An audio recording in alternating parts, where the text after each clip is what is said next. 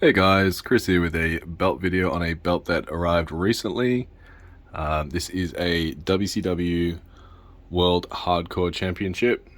This is the belt from 99, and it's a really cool design. I will get into it a little bit. I ordered the whole belt through Muhammad Nawaz. Now, usually I just get plates from Muhammad Nawaz, but I actually got the whole belt in this case. And I waited approximately 4 months, although it was in November, so for 5 months for this particular belt, which in the grand scheme of things is actually pretty good. I've waited far longer with other makers for HD plates, and these are HD plates, so these are 4.2mm HD plates. And Muhammad Nawaz, we went back and forth a lot on the artwork because he did actually have this design on file. He'd made it before, but it just needed some tweaking. I can't remember exactly what off the top of my head. One of the tweaks, I think, was actually the main designer who designed this belt, the ECW Television Championship belt, the Smoking Skull, and another I'm forgetting. It might just be the ECW World Championship belt. That's Matthew Borg. That little bit was missing. But he's just an incredible designer who worked with JMR back then, just bringing out some really amazing designs like this one.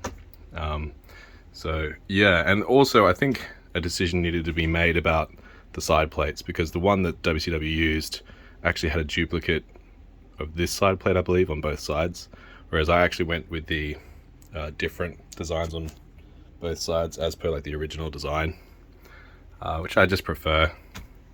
But yeah, 5 months, HD 4.2mm plates.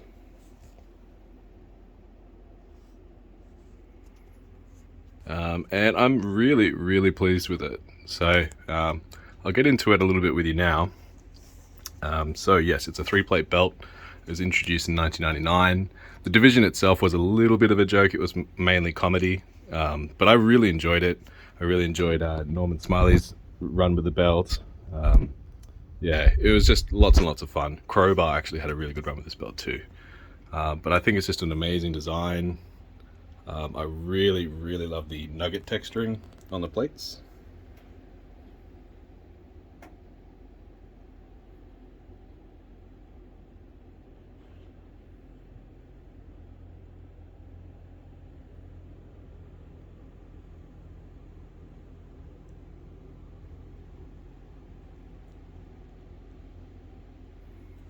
And also the shade of blue on the globe.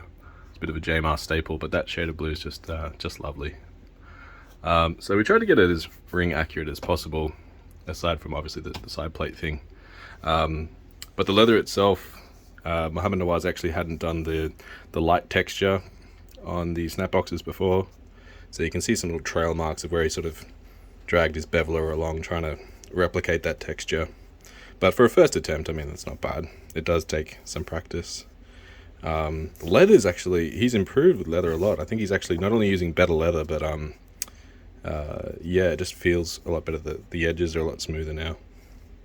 Now, the original one does have a brown croc backing, which was really hard to even identify. I spoke with numerous people, including Hazard F5 and a few others who would know, showing him these pictures saying, is this brown or green croc backing? Because it was very green looking and they were certain it was brown. But anyway, I asked for brown, ended up with black, which I can easily replace, but just a heads up, anyone who orders might need to remind Nawaz to stick to the original order of backing. But yeah, really nice feeling leather.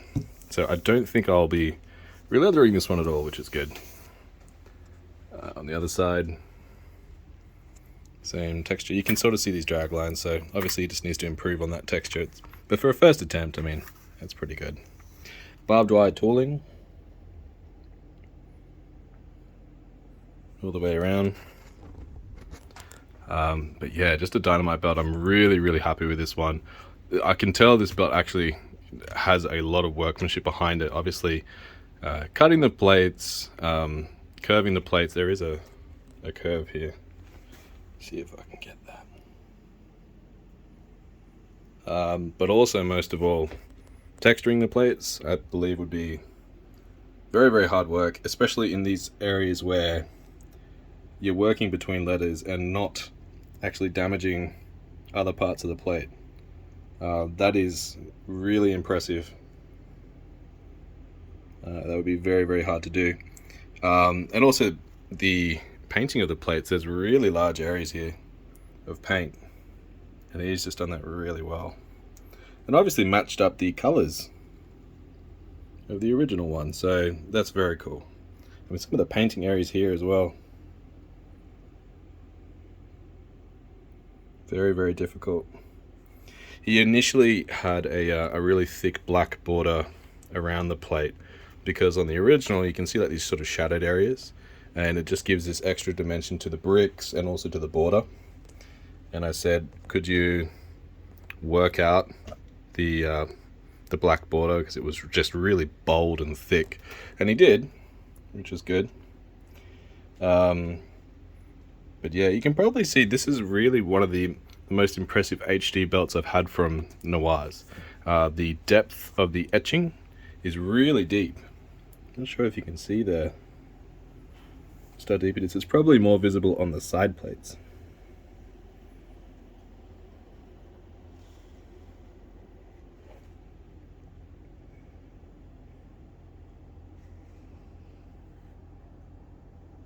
So I think clearly he's refined his processes, and he might obviously be using a better material of zinc, and also this might have been one of the first batches to go through the acid, I imagine.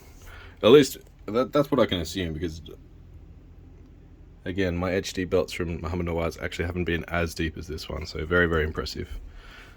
Aside from that, what else do I have to say about this one? Just a really cool part of the collection. I always thought this was really similar to the WCW US JMR version, just by the shape of the side plates and being a 3-plate belt, but very, very similar in that regard. But yeah, I'll get some outdoor shots of the belt as well, just to show you the texturing of the plates in a different light, because you can only see so much in this light. But yeah, that's about all I have for this one. Thanks so much for watching, and I'll see you next time. Cheers. Bye now.